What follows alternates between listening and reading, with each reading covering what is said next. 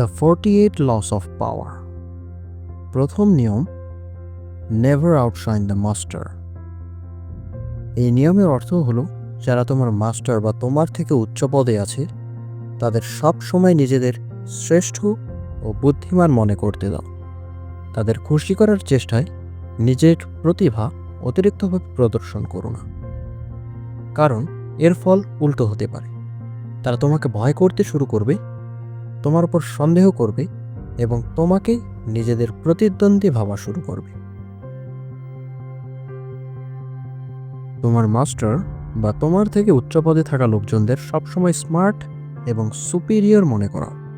তাহলেই তুমি ধীরে ধীরে ক্ষমতার সিঁড়ি বেয়ে উপরে উঠতে পারবে। ফ্রান্সের রাজা লুইস 14 সময়ের একটি ঘটনা। তার অর্থমন্ত্রী ছিল নিকোলাস ফকেট, যিনি তার বিলাসবহুল পার্টির জন্য বিখ্যাত ছিলেন। প্রধানমন্ত্রী জুলস মারা যাওয়ার পর সবাই ভাবল, এবার নিশ্চয়ই নিকোলাস নতুন প্রধানমন্ত্রী হবেন, কারণ তিনি রাজার খুব কাছের মানুষ ছিলেন। কিন্তু রাজা সেই পদটি বাতিল করে দিলেন, নতুন প্রধানমন্ত্রী নিযুক্ত করলেন না। নিকোলাস ভেবেছিল হয়তো রাজা তার উপর রাগ করে এমন করেছেন, তাই রাজাকে খুশি করার জন্য তিনি এক বিশাল পার্টির আয়োজন করলেন, যেখানে গেস্ট অফ অনর ছিলেন স্বয়ং রাজা নিজেই।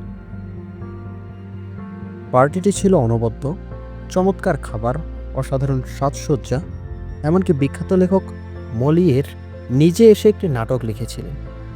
সবাই নিকোলাসের প্রশংসায় পঞ্চমুখ হল, এমনকি রাজা লুইসের বন্ধুরাও। কিন্তু ঠিক পরের দিন নিকোলাসকে গ্রেফতার করা হলো। রাজা তাকে গ্রেফতার করলেন। অভিযোগ দেওয়া হলো নিকোলাস রাজকোষ থেকে টাকা চুরি করেছেন। যদিও এটা আংশিক সত্য, রাজা আগেই জানতেন সেই বিষয়ে, তবুও রাজা তাকে দোষী ঘোষণা করে কারাগারে পাঠালেন। কিন্তু কেন? কারণ রাজা লুইস ছিলেন অহংকারী ও আত্মকেন্দ্রিক। তিনি সবসময় নিজের প্রশংসা পছন্দ করতেন। কিন্তু নিকোলাসের পার্টিতে সবাই নিকোলাসের প্রশংসা করেছিল, রাজার নয়। রাজা এতেই হিংসা ও অনিরাপত্তা অনুভব করলেন। ফলস্বরূপ রাজা তাকে শাস্তি দিলেন। রাজা পরে নতুন অর্থমন্ত্রী নিয়োগ দিলেন জে ব্যাপটিস্ট কোলবেয়ারকে, যে নিজে রাজাকে সবসময় উঁচু আসনে রাখত এবং কখনো তাকে ছাপিয়ে যেত না।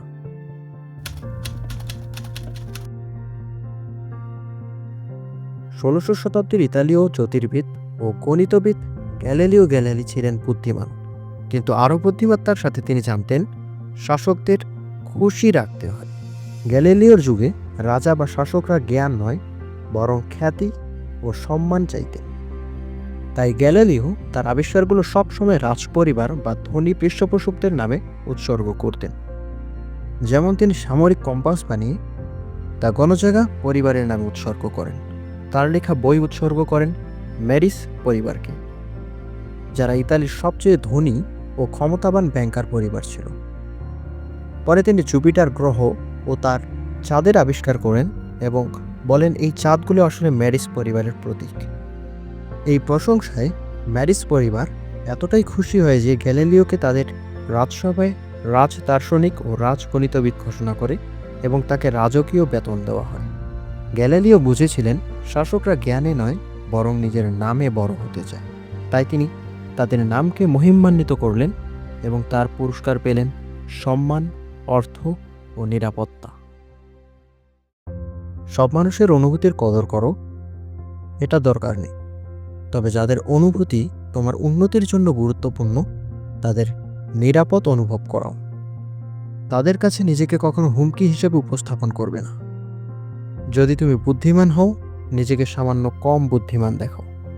যদি তুমি দক্ষ হও, মাঝে মাঝে ভুল করো, যাতে তারা তোমাকে সাহায্য করতে পারে। তাহলে তারা নিজেদের গুরুত্বপূর্ণ মনে করবে। 2 রকম মাস্টার থাকে। প্রথম প্রকার হয় শক্তিশালী ও আত্মবিশ্বাসী, তাদের সবসময় শ্রেষ্ঠ অনুভব করা।